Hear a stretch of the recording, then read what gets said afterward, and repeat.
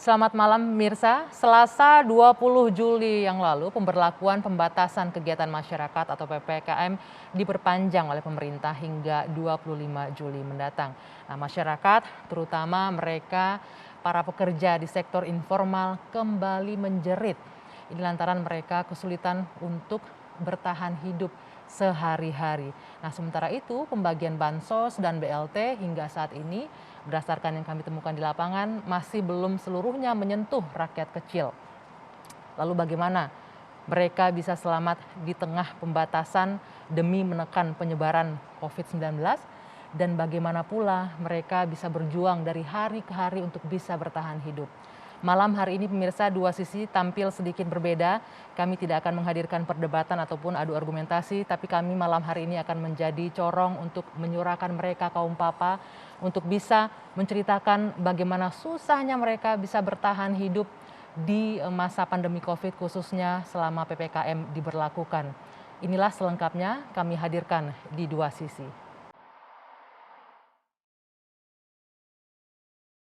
Sudarsi, tukang pijat asal Bekasi, Jawa Barat ini harus mengelus dada. Pendapatannya sebagai tukang pijat menurun drastis sejak pandemi COVID-19 di tanah air. Bahkan, sejak pemerintah menerapkan PPKM darurat, ia tak memiliki pemasukan sedikit pun. Pelanggan yang biasa menggunakan jasanya untuk memijat, kini tak lagi memanggilnya. Nasib suaminya pun tak berbeda. Usaha bakso kelilingnya terpaksa harus gulung tikar karena tak ada modal dan sepinya pembeli. Kini, untuk menyambung hidup, Sudarsi hanya bisa mengandalkan pemberian anak-anaknya yang juga memiliki pendapatan pas-pasan. Belum lagi, ia harus membayar uang kontrakan yang ia tinggali bersama suami dan kelima anaknya serta satu orang cucunya. Sudarsi juga mengaku sejak pandemi COVID-19 melanda Indonesia, ia belum pernah mendapatkan dana bantuan sosial dari pemerintah. Ia berharap pemerintah dapat memberikannya untuk meringankan beban hidupnya.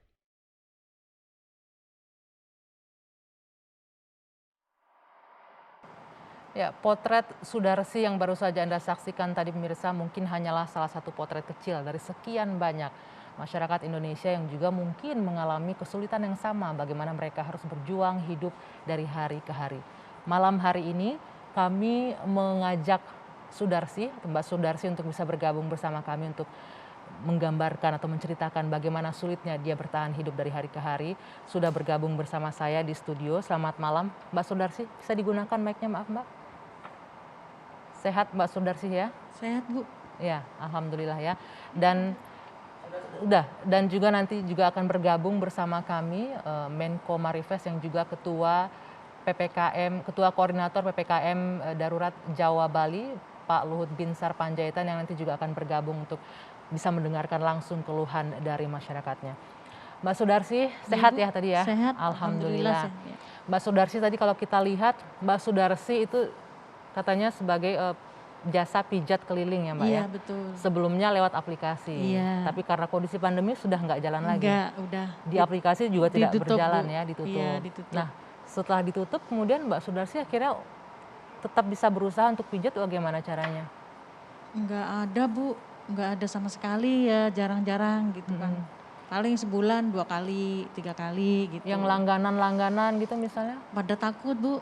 Takut karena Takut COVID? karena COVID. Mm-mm. Iya, saya pun juga takut. Ya kan namanya saya orang susah. Takutnya nanti kalau kena saya nggak ada uang untuk buat berobat gitu kan. Jadi ya agak-agak takut gitu. Jadi kalau ada yang manggil saya tanya dulu sehat atau enggak, sakit, panas, batuk, pilek atau enggak gitu. Ya kalau enggak saya berangkat. Tapi kalau panas, demam gitu saya nggak mau. Tapi misalnya dalam sebulan ini ada nggak berapa Ada kali? 1-2 gitu. 1-2 ada. Iya. Itu untuk misalnya untuk biaya pijat itu dapat uang jasanya berapa Mbak Darsi? Ya kalau 1 jam ya dikasihnya 90.000. Ya kalau 1 jam setengah 120.000. Berarti kalau sebulan ada 1-2 berarti yang didapat sebulan itu Iya bisa nggak berapa? dapat. Pokoknya pandemi tentu. ini bener-bener Bu nggak sama Pelanggannya sekali. takut, Mbak Darsinya juga takut Iya gitu ya. betul. Nah, Nah, kemudian untuk bertahan hidup dari hari ke hari gimana Mbak Darsi? Saya bikin cilok, bikin cimol gitu Bu, cireng. Tadi saya lihat suami juga jualan Iya, bakso gitu ya? iya, kemarin sempat sebulan Heeh. karena ada PPKM, jadi nggak sepian, berhenti, modalnya habis buat makan, gitu. Karena PPKM-nya jadi nggak bisa keliling, nggak bisa keluar rumah. Iya, banyak komplek ditutup semua kan, saya dikelilingin komplek tinggalnya Bu. Jadi bakso ditutup keliling, semua. tapi karena PPKM kompleksnya tutup, Iya, nggak boleh masuk. iya, Oke. jadi ya berhenti kan. Heeh. Ini mau nyoba dagang nanas. Oke, di mana rencananya? Di Setia Bu, Di daerah? di belakang rumah saya gitu. Di daerah Bekasi situ Iya, Jatiwaringin daerah ya? Bekasi. Heeh. Nah, tadi saya lihat juga kontrakan uang yang dibutuhkan 1,3 per bulan. Iya, Kemudian untuk itu belum uang untuk makan, Iya. kebutuhan selain lainnya. Tadi saya lihat ada 7 orang yang tinggal di satu kontrakan Iya. itu. Siapa aja Mbak Darsi? anak saya yang pertama Mm-mm. sama mantu saya, Mm-mm. sama cucu saya. Terus anak saya yang nomor 3, Mhm, nomor 7, mhm, sama nomor 6, mhm. sama nomor 5. Jadi ada 7 orang di Iya, dalam satu rumah. iya. Oke. Misalnya untuk hari ini Mbak Darsi, dari pagi sampai siang udah dapat uang berapa untuk bisa bertahan satu hari ini? Nggak dapet Bu, saya kalau makan dari anak-anak, dikasih Nggak ada? anak-anak. Oh, dikasih anak-anak? Iya, jadi patung-patungan gitu. Oke, Ada yang oke. ngasih 10.000, ada yang ngasih 15.000, pokoknya saya Oke. dikasih 30.000 itu harus cukup Oke, gitu. Mbak Darsi, ini kalau ada kesempatan untuk bisa berbicara dengan pemerintah, perwakilan pemerintah, ada nggak yang ingin disampaikan? Kenapa Bu? Ada nggak yang ingin disampaikan jika ada kesempatan nih berbicara dengan Pak Menteri, misalnya Pak Luhut, Iya. yang mengatur sekarang yang bertanggung jawab ini untuk PPKM darurat, ada yang disampaikan nggak Mbak Darsi? Ada Bu, saya pengen dapat bantuan bansos Oke. dari pemerintah. Nanti coba akan kita sampaikan ya Mbak Iya. Darsi ya. Nah, dan malam hari ini kami juga sangat berterima kasih karena Pak Luhut Binsar Panjaitan sudah bisa bergabung bersama kami secara virtual. Selamat malam Pak Luhut. Malam. Pak Luhut, apa kabar Pak? Baik. Baik, Alhamdulillah.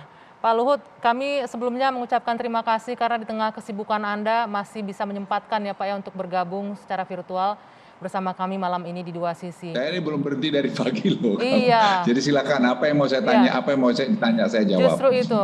Ini kebetulan tadi saya sempat berbincang Pak dengan salah seorang warga di sini. Kita malam hari ini menghadirkan bagaimana mereka yang mencoba bertahan hidup Pak di tengah PPKM yang tengah berlangsung. Ya kita ginilah paham lah itu.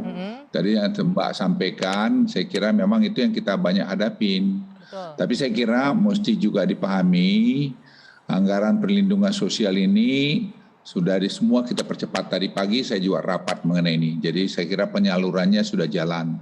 Jadi Ibu tadi mestinya kalau dia terdaftar mestinya dapat, tidak mungkin. Karena itu ada program bantuan beras, bansos tunai, juga ada bansos usulan Pemda, ada program prakarya bantuan subsidi. Itu saya kira ada 10 juta keluarga, ekuivalen dengan 40 juta orang. Itu ada alokasi 17 triliun. Jadi saya kira angka-angkanya udah banyak. Nah, jadi sebenarnya pemerintah tuh berlapis memberikan bantuan. Kalau Anda lihat angka itu cukup besar untuk perlindungan sosial itu, 16 Juli ini 187 triliun lebih. Jadi sebenarnya tidak ada yang perlu dipertentangkan bahwa mungkin masih ada yang agak sampainya terlambat bisa jadi, tapi pasti itu semua sampai bulan gitu ya? Desember itu pasti diberikan. Ya, Tadi saya juga. Ya, biar saya jelasin dulu biar dengar kamu. Oke. Tadi Ibu Risma itu sudah memastikan ada yang melalui PT Pos, ada yang melalui Bank Himbara, ada yang diantarkan langsung. Itu semua saya kira sedang berjalan. Jadi kan tidak bisa seperti balik tangan juga. Karena kita juga perlu kehati-hatian, jangan sampai salah ngirim. Nah, tapi kita beruntung sekarang ini data-data itu oleh Ibu Risma saya lihat sudah makin akurat. Sehingga kemungkinan keliru itu juga tidak ada, jadi makin kurang lah. Apalagi ada BPK BPKP udah terlibat dari awal, dan kemudian juga tadi kita datanya juga dengan Pusdatin dan juga dengan Pukda Dukcapil itu juga sudah disatukan. Jadi saya pikir itu jawabannya. Kalau Ibu ini belum, nanti kita cek.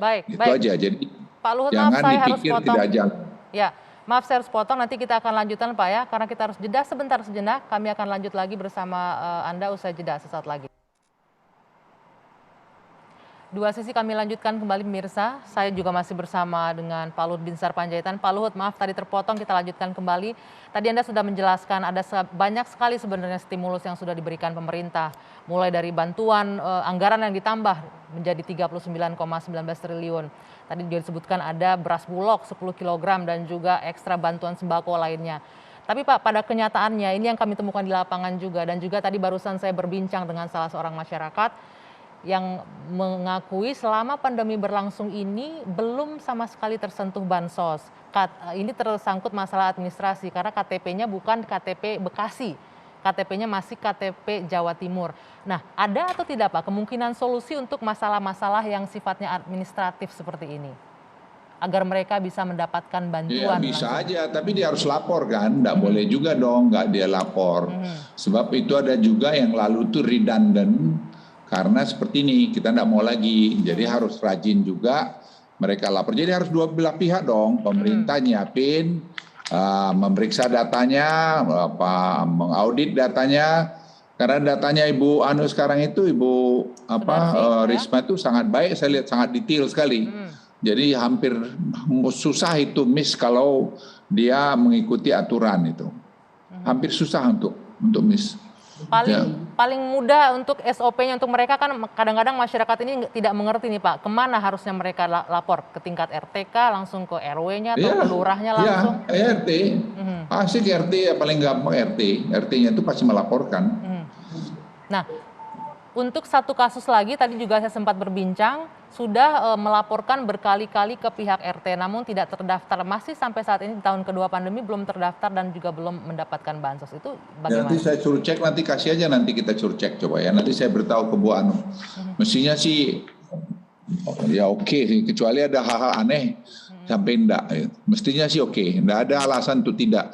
Orang yang miskin yang tidak punya alamat aja, kemarin dibicarakan itu. Sampai tidak punya KTP, itu aja pun dikejar oleh Presiden. Presiden mau yang begitu pun harus dicari jalan keluarnya gimana gitu. Karena ada itu yang tinggal di hutan PTP ya, itu kan tidak punya tanahnya, jadi tidak punya KTP. Nah, tapi Presiden merintahkan enggak, itu kan orang Indonesia, rakyat Indonesia harus dapat, dan itu berpuluh-puluh tahun sudah. Nah, itu Bu Anu juga Bu Risma menyelesaikan itu bersama-sama dengan Dukcapil, semua terintegrasi kok membuatnya itu. Oke, artinya Mbak Sudarsi kalau di ada sini, yang satu miss ya bisa saja, tapi nanti kita cek lah. Mbak Sudarsi bisa mendengarkan langsung tadi Mbak Sudarsi ya, Pak Menteri sudah mengatakan harus lapor. Berarti sudah sempat lapor nggak ke RT? Sudah lapor ke RT. Sudah berapa kali lapor ke RT? RT di mana, Ibu? Nanti lihat RT berapa? RT RW-nya di mana? RT-nya di mana? Jatiwaringin, Duren Sawit. Jatiwaringin atau Duren Sawit? Gamprit, ya, Jatiwaringin. Jatiwaringin. Sudah lapor berkali-kali ke RT. Jatiwaringin namanya siapa? Nanti kita cek. Baik, nah ini ada kesempatan yang luar biasa nih Mbak Sudarsi bisa melaporkan langsung sama Pak Menteri ini, langsung ditindaklanjuti itu. Nah, boleh, Pak, nanti sekarang kita tanya itu. Nanti sebutkan nomor teleponnya Mbak berapa, HP-nya, ayo biar kita baik, nanti cek. setelah ini akan dibantu. Terima kasih tuh Mbak Sudarsi. Berapa nomor HP-nya Mbak? Saya nggak hafal, Bu. Ya, nanti disampaikan ke Pak Menteri langsung ya. ya. Saya nggak hafal, Bu. Ya? Nggak hafal nomornya. Oh, nggak hafal nomornya Pak, katanya Pak. Tidak hafal nomor, nanti akan kita sampaikan ke stafnya Pak Luhut. Takut ini loh Pak. Nanti TV One aja kamu kasih tahu sama Pak Luhut apa namanya Anggi. Pak Luhut ini kalau boleh saya share, ini pasti kita urusin. Ya, tuh luar biasa. Pak Luhut ini kalau boleh saya share, tadi saya sempat ngobrol. Awalnya Mbak Sudarsi sempat takut untuk bercerita kesulitannya sampai begitu Pak. Jadi kita meyakinkan. Kenapa takut? Kita meyakinkan kita ini bahwa kan mengemban amanat rakyat. Jadi kita tuh Presiden tuh selalu mengingatkan bahwa kita ini bekerja untuk rakyat itu. Ya, jadi harus ada komunikasi, tidak perlu kan takutin. Nah, Mbak Sudarsi sudah dengar sendiri ya, artinya terbuka. Beruntung sekali Mbak Sudarsi bisa berkomunikasi malam hari ini. Sudarsi, ayah saya itu supir bus loh. Jangan kira saya ini dari keluarga yang hebat-hebat, enggak gitu. Hanya ayah saya itu selalu menekankan supaya kita kerja keras dan belajar. Disiplin itu aja. Iya, Pak. Dan hatinya baik, baik kalau bisa bantu orang, bantu orang. Jadi enggak mengajar yang jahat. Jadi pesan-pesan moral seperti itu nanti kamu juga ke keluargamu, anakmu sampaikan. Kita pasti bantulah. Mbak Sudarsi, Ya, ada yang ingin disampaikan? pangkat-pangkat tinggi itu jadi barir untuk membantu rakyat-rakyat kecil. Ya. Mbak Sudarsi, Presiden apa itu yang kan dari disampaikan? keluarga susah juga.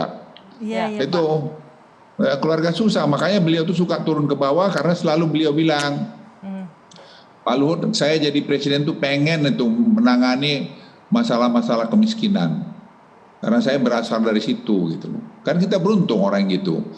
Jangan nanti pemimpinnya jadi malah perlente. Kan tidak merasakan denyut kesedihan rakyatnya. Makanya beliau tuh paling suka melihat mencari gimana nih apa caranya yang harus mengatasin ini. Jadi empatinya beliau kepada rakyat yang susah itu tinggi sekali. Ini sehingga kalau Anda lihat sekarang nih Mbak, ya saya bicara agak tinggi dikit lah ya. Itu presiden menaikkan anggaran sosial, perlindungan sosial ini dari tahun lalu. Itu walaupun saya kira cukup banyak. Dan itu karena empatinya presiden bilang pokoknya udah main pokoknya udah. Yaitu upayakan supaya rakyat kecil itu. Artinya presiden, tidak pemerintah makan. melihat langsung ke lapangan kondisi atau kesulitan warga seperti Mbak Sudarsi ini ya Pak Luhut ya? Ya presiden itu berkali-kali pergi, malah saya kadang-kadang nyaranin Pak hati-hati COVID gitu. Presiden iya aja, tapi tetap aja pergi.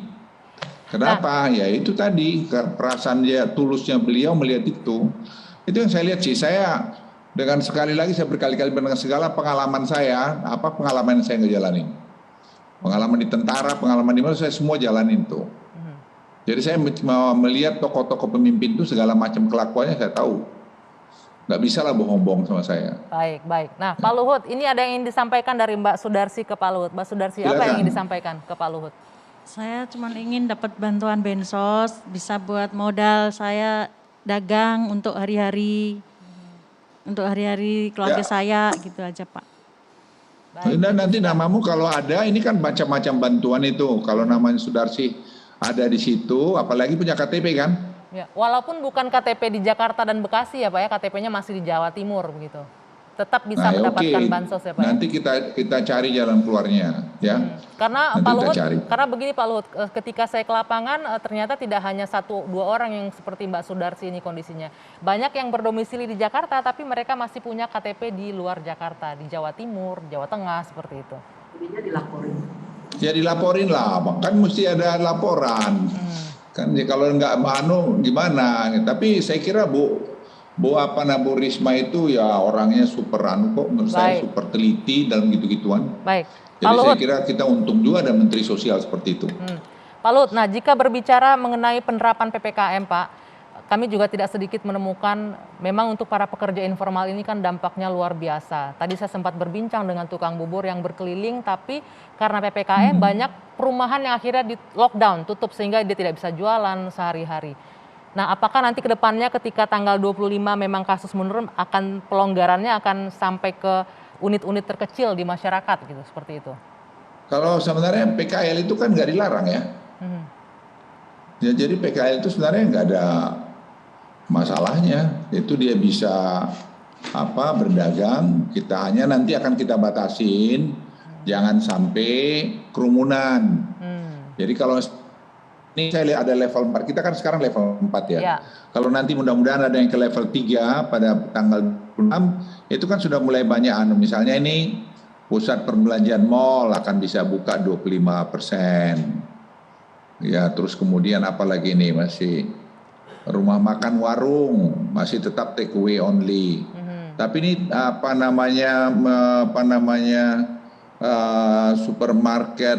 supermarket pasar tradisional itu sudah kita buka terus sampai malam.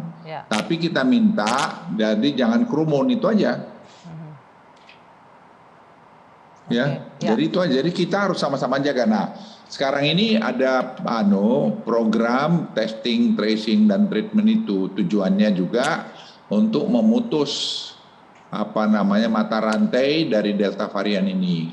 Itu secara masif akan kami laksanakan di Jawa, Bali, mulai nanti hari Sabtu. Persiapannya sudah 4 hari terakhir ini. Kita akan melibatkan mungkin lebih dari hampir 70.000 tracers. Kita akan bekerja bersama-sama TNI, Polri, dan juga nanti Puskesmas. Baik, Pak Luhut. Nah, itu sekaligus nanti dengan vaksinasi. Ini kan harus juga paralel semua, nggak bisa hanya bantuan sosial diberikan, tapi tidak ada pemutusan mata rantai, tidak ada disiplin.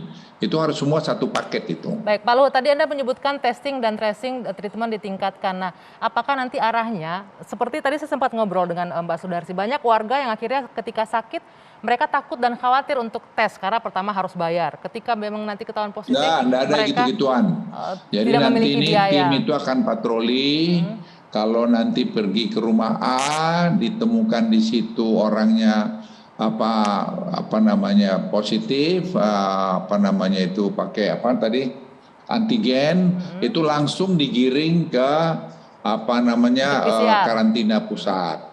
Dia di situ dirawat, dikasih obat, dikasih makan. Nah, keluarganya yang belum dapat bantuan sosial ya kita bantu. Jadi ini yang untuk apa? Untuk memutus mata rantai. Sebab kalau tidak dilakukan itu, ini terus bermutasi dan tidak mungkin kena ke kamu juga, Enggi. Waduh, jadi jangan jangan sampai ini. dong, Semua Pak bisa Luhut. mungkin kena. Oh ya, di rumah saya juga udah ada yang kena. Ya, jadi bukan ini udah ada pangkat jabatan. Betul. Supir saya kena, anak saya kena, menantu saya kena, cucu saya kena. Banyak yang sudah kena. Nah, Pak Luhut, jadi kita tidak bisa main. Mungkin Mungkin beruntung karena kami mungkin sudah vaksin.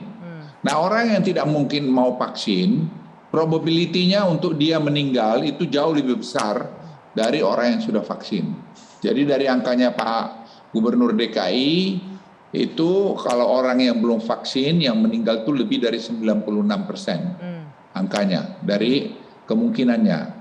Karena tingkat imunitas tubuh itu tanpa vaksin itu dengan jauh lebih varian rendah, Delta itu sangat bisa ditembus. Jadi dari hasil studi semua macam vaksin, katakanlah AstraZeneca Pfizer yang bagus, itu dengan varian Delta efekasinya tuh turun sampai 60%. Jadi kita supaya jangan menganjurkan tidak vaksin. Jadi vaksin ini super penting. Penting untuk melindungi ya agar tidak terdampak parah ketika terkena COVID. Nah, Pak Luhut, sedikit saya ingin mundur, tadi Anda menyampaikan testing karena hasil temuan di lapangan itu banyak yang seperti ini kondisinya, Pak. Mereka orang untuk makan aja susah ketika harus ada tes antigen ataupun swab, itu mereka kesulitan di sana. Apakah nanti kita mungkin ada arah untuk tes gratis bagi mereka? Masyarakat tadi yang kan sudah mampu, saya jawab, kamu nggak nyimak, Anggi. untuk swab, saya simak itu kamu untuk antigen, itu untuk antigen, Pak. Tapi untuk tracing ini kan proof-nya lebih bagus dengan PCR dan swab. Nah, apakah untuk ini nantinya akan ada? Dengerin.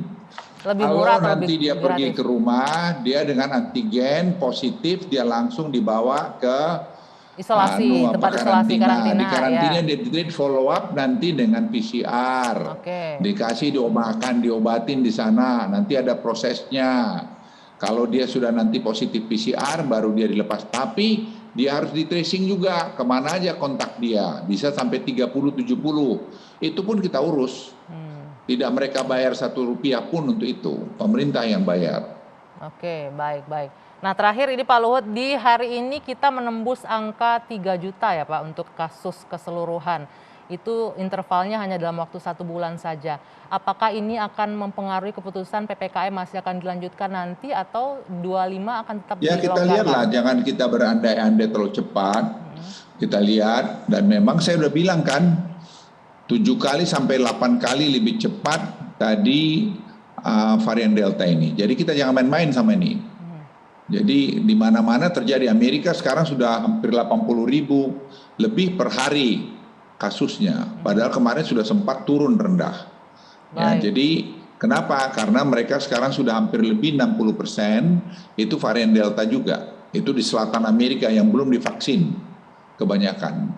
Baik. Jadi ini tidak ada, jangan ada yang pernah mengklaim dia paling ngerti. Tidak ada, kita semua banyak melihat unknown yang tidak tahu masih dengan varian Delta ini. Jadi yang penting tadi kita semua protokol kesehatan, kemudian vaksinasi, kemudian tadi testing tracing itu kita lakukan, kemudian obat-obat kita siapkan. Kalau itu kita lakukan, saya kira kita akan bisa memutus mata rantai ini, akan mengurangi tadi penyebaran pandemi ya. kemungkinan penyebaran lebih cepat. Baik. Itu aja. Ya, terima kasih sekali Pak Luhut atas waktunya malam hari ini. Mudah-mudahan pesan yang Anda sampaikan Terima untuk tetap kasih. vaksin dijalankan dan juga testing dan tracing ditingkatkan. Sehat selalu Pak Luhut, terima kasih. Selamat malam. Terima kasih Anggi, terima Ya. kasih. Baik, itu tadi perbincangan kami dengan Ketua Koordinator PPKM Jawa dan Bali. Nah, nanti kami masih akan lanjutkan kembali pemirsa, Dua Sisi masih akan menghadirkan potret mereka yang mencoba untuk bertahan hidup di tengah PPKM yang berlangsung hingga 25 Juli mendatang. Sesaat lagi di Dua Sisi.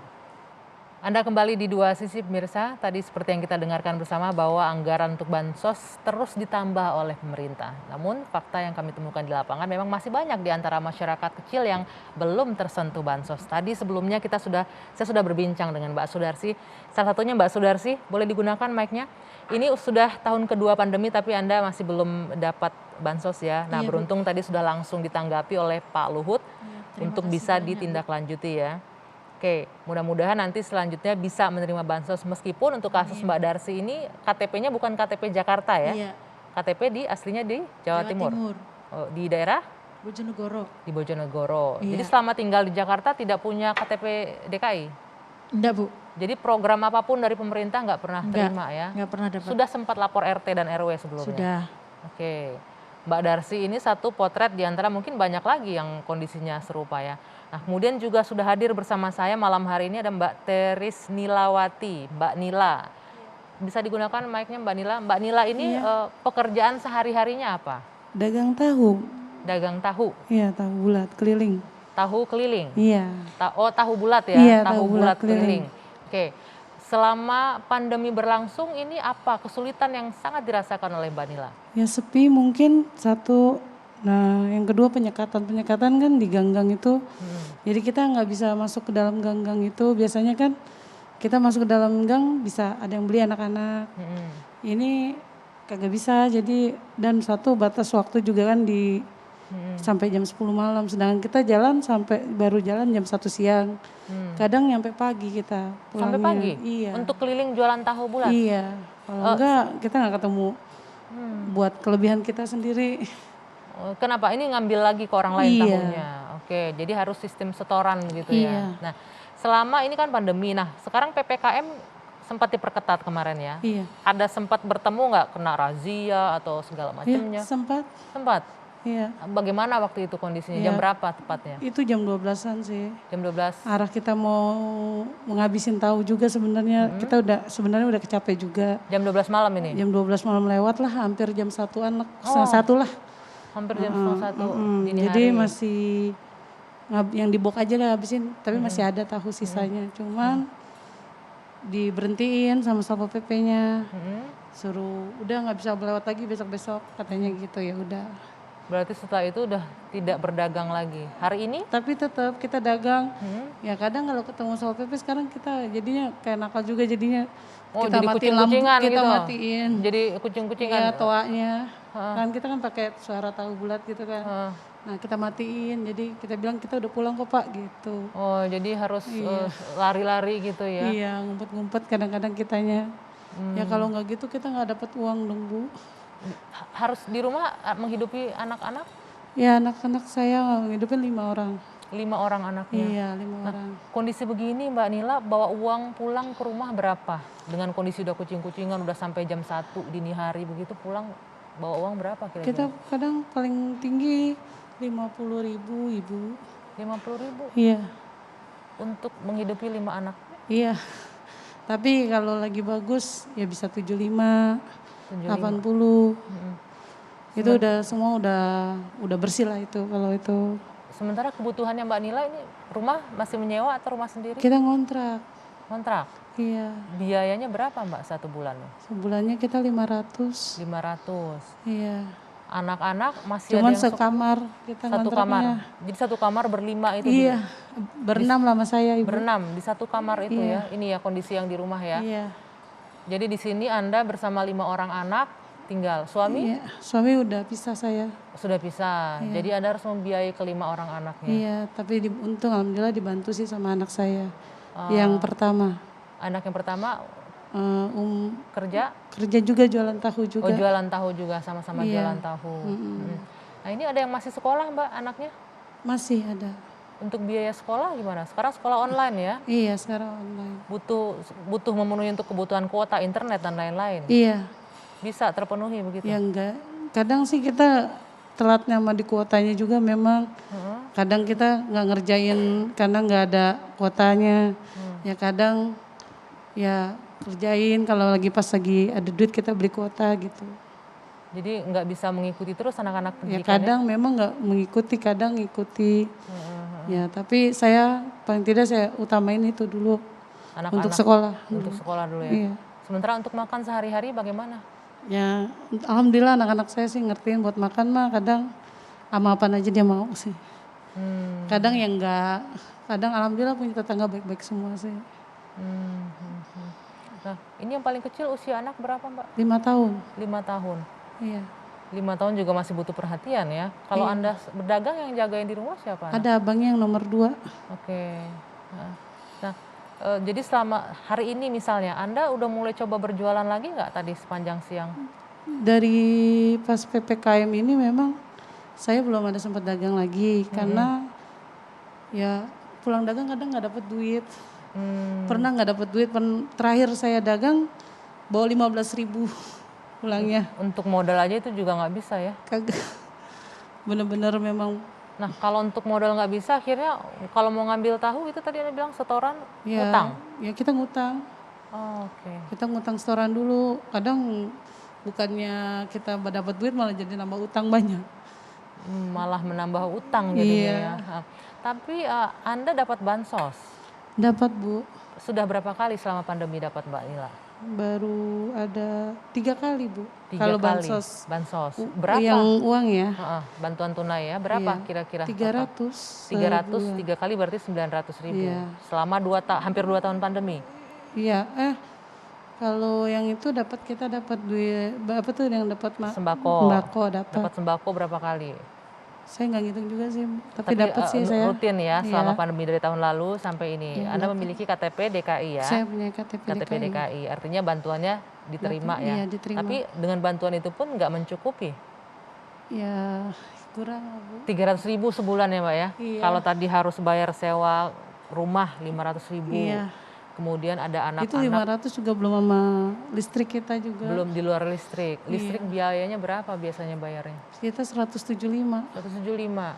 Iya. Dengan bawa uang tadi Anda bilang sehari bahkan cuman bawa pulang 15.000. Iya. Kekurangannya dapat dari mana Mbak? Ya anak saya yang pertama. Yang jualan tahu bantulah juga. Bisa juga membantu Ya dari kadang sana. bantu, kadang ya sama Kak.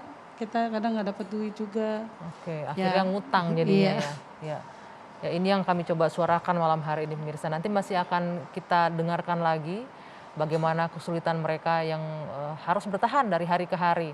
Usai jeda sesaat lagi di Dua Sisi. Tetaplah bersama kami.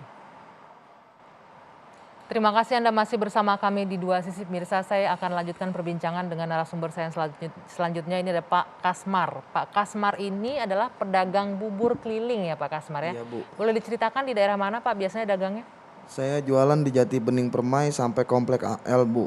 Bahkan saya sekarang jualan nambah komplek lagi, Bu, karena penghasilan saya agak berkurang, jadi saya ngambil tempat lain gitu, Bu. Biar dagangan saya bertambah lah gitu, Bu. Tapi emang keadaannya seperti sekarang ini sulit, Bu. Untuk kita mencari duit. Jadi jalan-jalan di komplek juga banyak yang ditutup, Bu. Banyak yang ditutup. Akses Pak, jalannya. Oke, Pak Kasmar rumahnya di mana? Saya di Bekasi, Bu. Di Bekasi jualannya sampai ke Pondok Gede. Pondok Gede, masuk Iya. daerah wilayah Jakarta juga masuk. Iya. Jati Bening gitu. Jati masuknya. Bening. Iya. Itu ada selama PPKM ini ada kayak pemeriksaan sempat terhambat gitu nggak? Kalau masalah pemeriksaan kagak Bu, masalahnya kan saya kalau berangkat dari rumah jam 4 tuh Bu. Oh jam 4 subuh. Ya jadi masih Oke. kosong Bu jalannya Bu. Mm-mm. Mm-mm. Jadi yang ditutup itu di komplek-kompleknya aja Bu. Jadi kadang kehabisan waktu di tempat itu Bu. Karena jalannya muter-muter Bu. Mm-mm. Kan kita ngasih sarapan mah ibaratnya kalau udah siang juga orang udah pada Iya, makan iya, Bu. iya. Kadang kehabisan waktunya di jalan Bu, muter-muternya jauh Bu. Soalnya banyak yang disekat-sekat jalannya Bu. Banyak yang ditutup Ditutup kompleksnya di ya. kompleknya pakai portal gitu Bu. Oke, nah Pak Kasmar sendiri selama pandemi ini udah mau masuk 2 tahun hampir ya, 1,5 tahun lebih, sudah pernah menerima bansos atau BLT atau apapun itu bantuan? Kalau masalah bantuan belum sama sekali Bu. Dari beras, dari mie, dari duit saya belum pernah nerima sama sekali Bu. KTP-nya KTP Bekasi tapi KTP Bekasi Jawa Barat? Kabupaten Bu. Oh, oke. Iya. Tapi udah sempat terdata. Tadi kalau kita dengar kata Pak Menteri, Pak Luhut bilang kan sudah didaftar atau belum? Sudah pernah didata? Saya sudah didata dari tahun yang lalu Bu. Sampai sekarang saya belum pernah nerima sama sekali itu namanya bantuan uang pedagang apa segala macam gitu, belum pernah Bu. Bantuan beras juga saya nggak dapet Bu sama sekali. Sudah sempat menanyakan ke pihak RT, RW terkait? Sudah Bu, jawaban Jawabannya RT nanti juga dapat begitu. Tunggu waktunya. Tapi sampai sekarang Bu ya emang saya belum pernah nerima sama sekali Bu bantuan gitu Bu.